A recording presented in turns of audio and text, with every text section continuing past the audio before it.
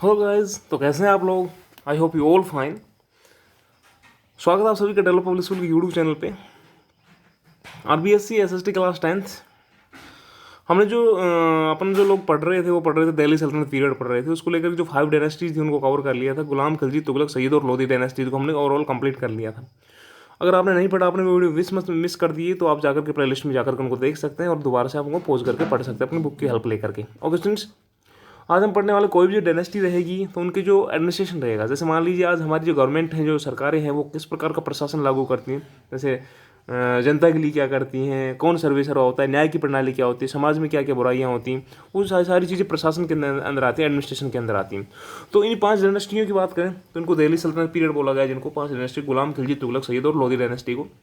इनके अंदर एडमिनिस्ट्रेशन की क्या क्या खासियत थी, क्या कमियाँ थी, उनको जानेंगे इस वीडियो के अंदर। इसको कवर करेंगे जो एडमिनिस्ट्रेशन ड्यूरिंग द सल्तनत पीरियड। किसकी बात करेंगे हम बात करने वाले हैं जो सल्तनत कालीन जो प्रशासन, सल्तनत कालीन पीरियड किसको बोला गया, जो 5 डायनेस्टीज ने जो शासन किया, गुलाम खिलजी, तुगलक और सैयद और लोधी, 1206 से 1526 तक, 1206 से 1526 तक जो उन्होंने शासन किया, उसी को क्या कहा जाता है, उन्हीं को दिल्ली सल्तनत पीरियड बोला जाता है। तो इनके अंदर एडमिनिस्ट्रेशन की क्या व्यवस्था थी, प्रशासन की क्या व्यवस्था थी, राजा क्या करता था और प्रजा के लिए क्या कुछ उन्होंने काम करवाए, किन की उपाधियाँ ली, कौन सर्वेसरवा हुआ करता था, ये सारी बातें ये सभी डायनेस्टीज में पढ़ने को मिलती है। एडमिनिस्ट्रेशन जो होगा वो जो भी आप पढ़ेंगे डायनेस्टी, उसमें लगभग पढ़ने को मिलता है। तो इनका ओवरऑल एक जगह दे दिया गया है। तो वो देखिए क्या कहता है, एडमिनिस्ट्रेशन ड्यूरिंग द सल्तनत पीरियड, सल्तनत कालीन प्रशासन। सुल्तान की बात करते हैं तो जाहिर सी बात है, सबसे सर्वेसर्वा एक ही राजा, एक ही व्यक्ति हुआ करता है, वो कौन हुआ करता है, सुल्तान। यहाँ पर जिसको हम राजा भी बोल सकते हैं। ये लोग मुस्लिम थे, ये जो 5 डायनेस्टी जो राजवंश थी मुस्लिम थे, इन्होंने सुल्तान के नाम से राजा को, अगर कोई हिंदू शासक होता तो कोई व्यक्ति होता तो उसको राजा के नाम से यहाँ पर डिफाइन किया जाता। देखें, सुल्तान सबसे मुख्य आदमी। तो the tradition of acquiring the title of Sultan was started by Turkish rulers. तो सबसे पहले ये बताता है कि सुल्तान की उपाधि की शुरुआत कब से हुई, तुर्की शासकों द्वारा की गई। जो तुर्की शासक थे, सैयद वगैरह डायनेस्टी के, उनके द्वारा की गई। अब बात करते देखें यहाँ पर क्या कहता है, Mahmud Ghaznavi was the first ruler to acquire the title of sultan. तो सबसे पहला शासक कौन था, महमूद गजनवी, जिसने सबसे पहले क्या लिया, महमूद गजनवी ने सुल्तान की उपाधि धारण करने वाला एक तरह से पहला शासक था। आगे बात करते देखिए क्या कहते हैं, the entire power of the kingdom used to be in the hands of sultan. और सारी जो शक्ति होती थी राजा के हाथ में हुआ करती, वही सब कुछ होता था। वो जो कह देता हाँ तो हाँ, ना तो ना। He was the chief justice as well as the political and religious commander in absolute terms. क्या बोल सकते हैं हम यहाँ के, संपूर्ण शक्ति सुल्तान के हाथ में। ओके, और आगे हम बात करें तो जो सुल्तान होता था वह पूर्णतः चीफ जस्टिस हुआ करता था, प्रधान न्यायाधीश। उसने जो फैसला कर दिया उसका कोई कुछ नहीं, वही कोर्ट हुआ करता, वही सुप्रीम कोर्ट, वही हाई कोर्ट, सब कुछ वही हुआ करता था। राजनीति और मजहब दोनों के क्षेत्रों का वही अधिपति होता था। एक तरह से हम बात कर सकते हैं कि जो पॉलिटिकल और रिलीजियस जो कमांडर भी वही था। राजनीति और धर्म के क्षेत्र में, मजहब के क्षेत्र में वही सब कुछ था। वो जैसा कह देता वो सर्वमान, एक तरह से हम बोल सकते हैं कि सुल्तान ही सब कुछ था। और जाहिर सी बात है, सुल्तान ही सब कुछ होता था। ये लड़ाई सारी सुल्तान के लिए होती थी। Okay, it was accepted from the sultan that they adhere to the advice given by ulema sections. देखो यहाँ पर कुछ सेक्शंस बने, सुल्तानों से अपेक्षा की जाती थी कि उलेमा वर्ग की राय माने। उलेमा जैसे आप मान सकते हैं, आज कोई मुख्यमंत्री है, चीफ मिनिस्टर, उसके नीचे जो कैबिनेट जो मिनिस्टर्स होते हैं, मंत्रिमंडल के जो मंत्री होते हैं, उनकी वो राय लेना। तो उसी तरह एक उलेमा सेक्शन क्या होता था, सुल्तान के नीचे जो कुछ मुस्लिम होते थे, जो उसके एक तरह से हम बोल सकते हैं उसकी चाटुकार हों, उनकी राय भी एक तरह से वो ले सकता था। ओके, राय मानने के लिए बाध्य तो नहीं था, क्योंकि सुल्तान था, बाध्य तो था नहीं, लेकिन चाहता तो ले सकता था। अब बात करते हैं, ये तो हुई सुल्तान की बात। अब आते हैं अमीर। अमीर क्या होते हैं, जो अरिस्टोक्रेट्स जो क्लास थी उनकी बात करते हैं। कि जो एक तरह से राजा, ये सुल्तान के बाद में जो नीचे जो समाज था, जो सोसाइटी थी उस समय में, वो ये तो नहीं था नहीं कि सभी के सभी सुल्तान थे। नहीं, सुल्तान एक होता था, उसके नीचे कुछ जो खास लोग होते थे, उलेमा वगैरह, कुछ और खास लोग होते थे उनके, राजा के, सुल्तान के। तो अमीर वगैरह, सोसाइटी के अंदर सभी तबके के लोग रहते थे, गरीब भी थे, मिडिल क्लास भी थे, उससे ऊपर वाली क्लास भी थे। जो ऊपर वाली क्लास है सुल्तान के लिए खास थी, उन्हीं के बारे में यहाँ पर बताया। तो अमीर नाम का कोई एक वर्ग था, एक जिसको अरिस्टोक्रेट्स बोला गया। इनमें कौन कौन लोग आते थे, या इनका क्या प्रभाव था राजा के ऊपर, वो देखते हैं। The amirs used to influence the power of sultan. There were 2 sections of the amirs, Turkis and non Turkis. During the region of Iltutmish, a group of 40 Amirs was called Chalgani. According to the skills of disqualifications of Amirs, their influence continued to increase and decline in that royal court. देखो students, यहाँ पर क्या समझाता है आपको कि आपको ये कहता है कि अमीर जो होते थे, अरिस्टोक्रेट्स जो होते थे, सुल्तान की शक्ति पर अमीर वर्ग का प्रभाव रहता था हमेशा. ओके, सुल्तान की जो इन्फ्लुएंस होता था, used to influence the power of sultan, सुल्तान की शक्ति पर जो अमीर वर्ग का प्रभाव रहता था. एक तरह से हम बोल सकते हैं कि अमीरों के दो वर्ग थे. कौन कौन से? एक तो तुर्क और एक गैर तुर्क, जिनको हम बोले. एक तो तुर्किश और एक नॉन तुर्किश. इल्तुतमिश की बात करें, हम बात कर रहे हैं, हम वापस पहुंच चुके कौन सी डायनेस्टी के अंदर? गुलाम डायनेस्टी के अंदर. तो उसमें जो इल्तुतमिश सुल्तान थे, उसके काल में क्या था? 40 अमीरों का एक समूह था, जो आपने पढ़ा था, ध्यान हो तो. 40 अमीरों का एक समूह थे, ग्रुप ऑफ 40 अमीर था. वो क्या कहलाता था? चहलगानी कहलाता था. ओके, चहलगानी, ध्यान रखें. चहलगानी किसके समय बना? इल्तुतमिश के समय में. तो चहलगानी क्या है? एक group of 40 amirs. Okay, according to the skills and disqualifications of the amirs, इसमें क्या होता है? शासन की योग्यता एवं अयोग्यता के अनुसार अमीरों का दरबार में प्रभाव कम ज़्यादा होता था. कोई ज़्यादा अमीर है, ज़्यादा स्किलफुल है, तो उसका प्रभाव ज़्यादा है राजा के ऊपर. सुल्तान के ऊपर कोई कम है, तो उसका प्रभाव कम है. ओके, डिस्क्वालिफिकेशन अगर उसके अंदर, इस तरह रॉयल कोर्ट के अंदर, राजा के दरबार में. An organization of central administration named Khalwat, sorry, केंद्रीय शासन में इसकी बात कर रहे हैं अपन कौन पहुँच, किस में पहुँच चुके? अब हम पहुँच गए जो केंद्रीय शासन रहा उसमें. तो केंद्रीय शासन संस्था मजलिस खलवत मंत्री परिषद की तरह होती थी, मंत्री परिषद की तरह काम करती थी. इसके लोग जो सलाह देते थे सुल्तान को, functions like council of ministers. Its four components were वजीर, आरिज मुमालिक, दीवान इंसा एंड दीवान रिसालत. देखो, इसके भी कुछ पार्ट होते थे. नगर परिषद की तरह काम कर, सॉरी, मंत्री परिषद की तरह काम करती थी. वजीर, आरिज मुमालिक, दीवान इंसा, दीवान रिसालत, इसके 4 स्तंभ होते थे, एक तरह से हम ये बोल सकते हैं. Okay, the office of wazir was called Diwan Wizarat. It can be regarded as the finance department. देखो, आप समझ गए क्या कहते हैं? वजीर का जो कार्यालय होता था उसको दीवान विजारत कहलाता था, और इसे वित्त विभाग ही कहा था.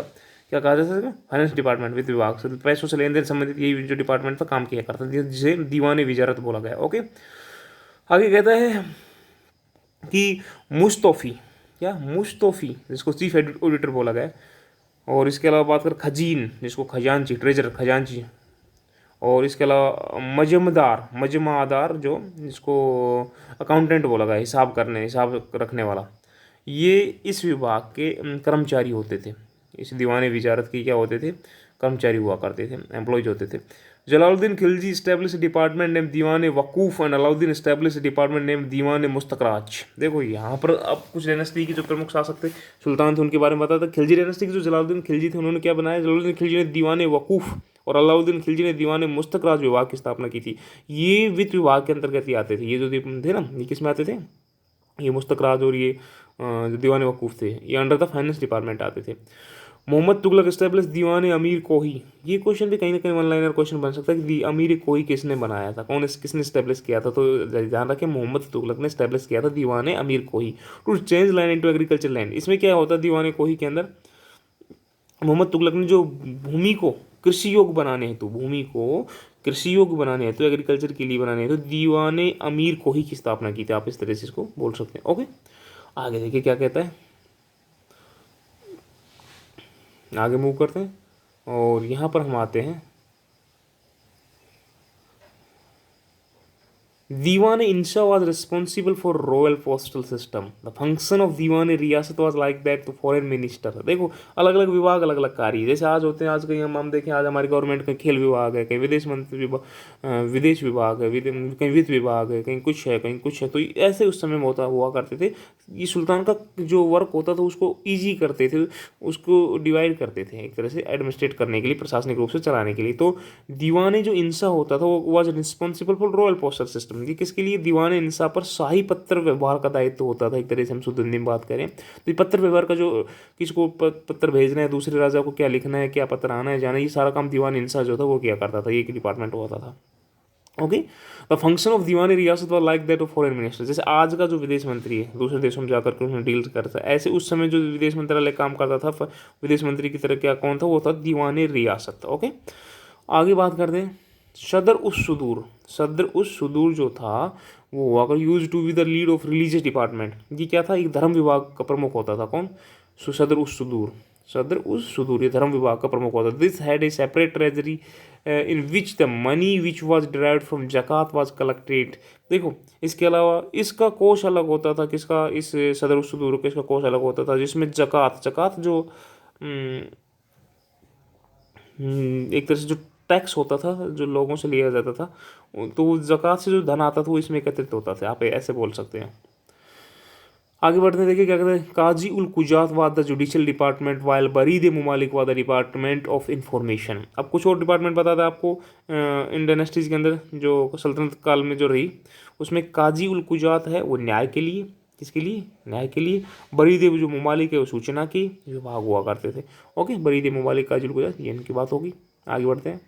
देर were 6 employees to handle the court and matters related to palace. देवर वकीर इधर, देखो और क्या बताता है, दरबार एवं राजमहल के लिए 6 कर्मचारी होते थे, 6 एम्प्लॉय होते थे। वकीर ए दर, बारबक, अमीर ए हाजिब, अमीर ए शिकार, अमीर मजलिस, सर ए जहांदार। ये किसके लिए होते थे, ये होते थे दरबार और राजमहल के लिए। ओके, आगे हम बात करते देखिए क्या कहते हैं, द बूटी, बूटी मतलब जो लूट का सामान होता है, युद्ध के समय जो लूट के समय जो सामान माल हाथ लगता था उसको बोले। The booty which was seize during war times was called khams. और आगे आपको वो भी बता दो, युद्ध के समय लूट के सामान को क्या कहा जाता था, खम्स कहा जाता था। युद्ध जब होता था जो लूट में जो भी सामान हाथ लगता था उसको खम्स बोला गया था। बूटी जो लूट का सामान होता है उसको खम्स कहा जाता था। तो ध्यान से आप इस चीज़ को ध्यान रखें, खम्स क्या होता है।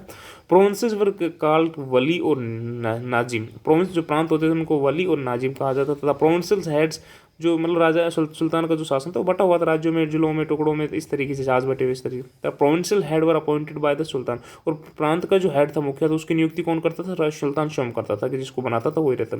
Sikh used to be the revenue officer of the district. और जिले का जो राजस्व अधिकारी होता था वो कौन होता था, सिख। सिख जो होता था वो जिले का राजस्व अधिकारी हुआ करता था। Okay, from 1206 AD to 1526 AD, the frontiers of Delhi Sultanate Empire continued to expand of to decline according to power of the ruling sultan of that time। देखो आगे क्या कहता है कि अंततः हम बात करें स्टूडेंट्स तो 1206 से 1526 ईस्वी में एडी के अंदर 1206 से 1526 ईस्वी तक दिल्ली की जो सल्तनत काल में साम्राज्य सीमा की बात करें तो तत्कालीन जो सुल्तान की सैनिक शक्ति के अनुसार घटती बढ़ती थी। जैसे सुल्तान पावरफुल होगा तो अपनी सेना जो सीमा और रेखाओं को बढ़ा दिया करता था, कमजोर होगा तो दूसरे शासक उसकी सीमा रेखाओं को दबा लेते तो वो अधिकार कर लेते, तो ये चलता रहता था।